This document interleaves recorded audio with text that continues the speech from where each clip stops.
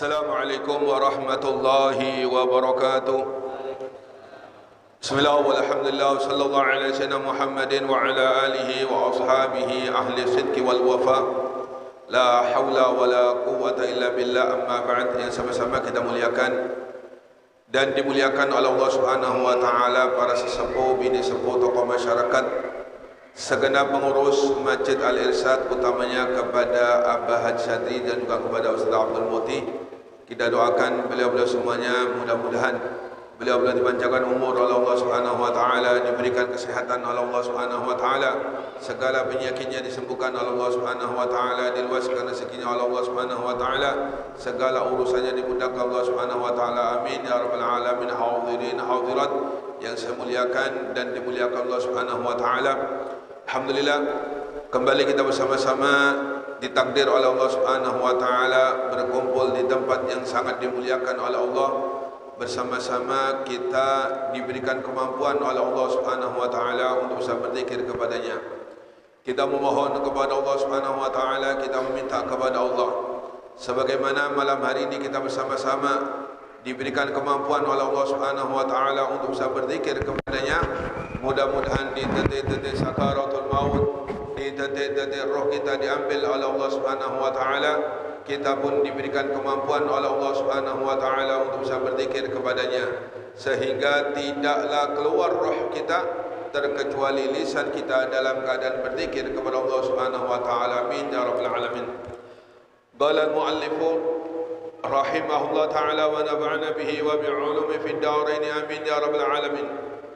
Bismillahirrahmanirrahim. Wa minal mustahabbi al-muta'akkadi al-muta'akkadi ihya'u ma bainal isya'aini bi salatin aw tilawatil qur'an aw tilawati qur'an aw dzikrin lillahi ta'ala min tasbihin aw tahlil aw nahwi dzalik ila akhir ma qala radhiyallahu ta'ala. Nasihat dari Imam Al-Qutub Al-Habib Abdul Al-Haddad, mudah-mudahan kita mendapatkan keberkahannya dan mudah-mudahan kita mendapatkan sirnya. Amin ya rabbal alamin. Kata beliau, termasuk di antara sunnah yang sangat ditekankan dan sangat dianjurkan, yaitu menghidupkan waktu antara maghrib dan isya.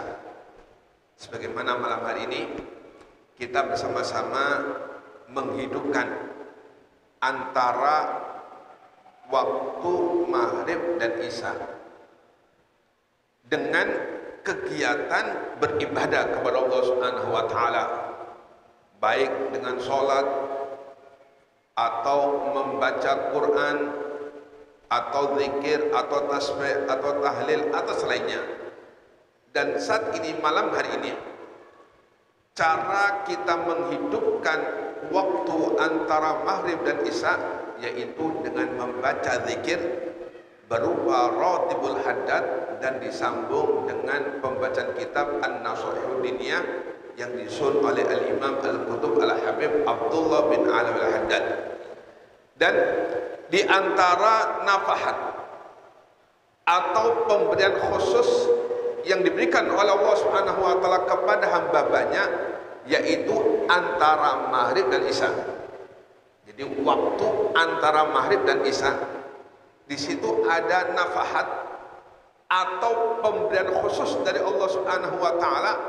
Makanya kita diperintahkan ala fata'arradulaha, hendaklah engkau menyodorkan diri untuk meraih nafahat atau pemberian khusus dari Allah Subhanahu wa taala. Sebab kata ulama, siapapun yang ketika mendapatkan pemberian khusus dari Allah Subhanahu wa taala, maka la syakiyah ba'da, dia tidak bakal celaka untuk selamanya. Selamat, inilah yang kita harapkan, selamat. Selamat di dunia, lebih-lebih selamat ketika kita berjumpa dengan Allah Subhanahu wa taala. Dan satu nikmat Allah yang harus kita perhatian, yang harus kita selalu meminta kepada Allah Subhanahu wa taala, ditetapkan Allah Subhanahu wa taala, yaitu nikmatul Islam wal iman. Berapa banyak seseorang yang di detik-detik kematiannya, yang di detik-detik rohnya diambil oleh Allah Subhanahu wa taala, bersama itu imannya dicabut oleh Allah Subhanahu wa taala. Makanya banyak sekali ungkapan-ungkapan, di antaranya sahabat Nabi Muhammad sallam, ya laitani kuntu ta'ira, ya Allah seandainya engkau jadikan aku seekor burung. Ungkapan seperti ini, ungkapan yang menunjukkan ketakutan, kekhawatiran nikmat yang paling besar, yaitu iman dicabut oleh Allah Subhanahu wa taala. Sebab siapapun yang nikmat Islam ini ketika dicabut oleh Allah Subhanahu wa taala, maka dia akan menjadi orang yang celaka untuk selama-lamanya. Berbeda dengan seseorang apabila nikmat iman ini ditetapkan oleh Allah Subhanahu wa taala, mati dalam keadaan beriman kepada Allah, masih ada harapan untuk mendapatkan ampunan dari Allah Subhanahu wa taala, untuk mendapatkan ridho dari Allah Subhanahu wa taala. Dan di antara waktu yang bisa kita harapkan untuk mendapatkan pemberian khusus dari Allah Subhanahu wa taala, agar kita menjadi orang-orang selamat, agar kita menjadi orang-orang yang beruntung, yaitu menghidupkan waktu antara maghrib dan isya. Mudah-mudahan kita mendapatkan pemberian nafhat khusus dari Allah Subhanahu wa taala. Kemudian kata Al-Habib Abdullah Haddad, fa hadzal waqtu min asrafil awqati wa afdaliha. Waktu antara maghrib dan isya merupakan paling mulia-mulianya waktu dan paling afdalnya waktu.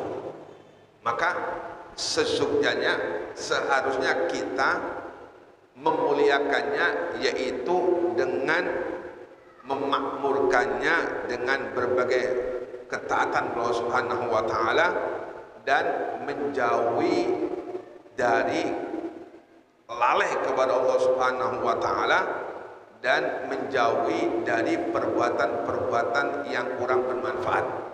Antara maghrib dan isya, ulama-ulama dahulu, orang tua dahulu itu tidak akan keluar atau tidak akan berdiri dari mihrabnya terkecuali setelah ia melaksanakan sholat isya. Setelah selesai sholat maghrib, mereka tidak mau keluar, tidak mau berdiri kecuali setelah melaksanakan sholat isya. Dan ini memang mereka mendambakan nafahat atau pemberian khusus dari Allah Subhanahu wa taala, yang siapapun mendapatkannya dia tidak bakal celaka dan menjadi orang selamat. Kemudian wa warada karahiyatun naumi qabla sholat isya, dan telah datang satu hadis bahwasanya makruh seseorang tidur sebelum melaksanakan sholat isya. Jadi seseorang apabila belum melaksanakan sholat isya kemudian tidur, ini hukumnya makruh. Jadi sebelum kita tidur, maka seharusnya kita sudah melaksanakan sholat isya. Sebab kita nggak tahu apa yang terjadi terhadap diri kita ke depannya, 1 jam ke depan, setengah jam ke depan, 20 menit ke depan, 5 menit ke depan, 10 menit, kita nggak tahu. Makanya Nabi Isa mengatakan as-sa'atu thalatha, waktu itu dibagi menjadi 3.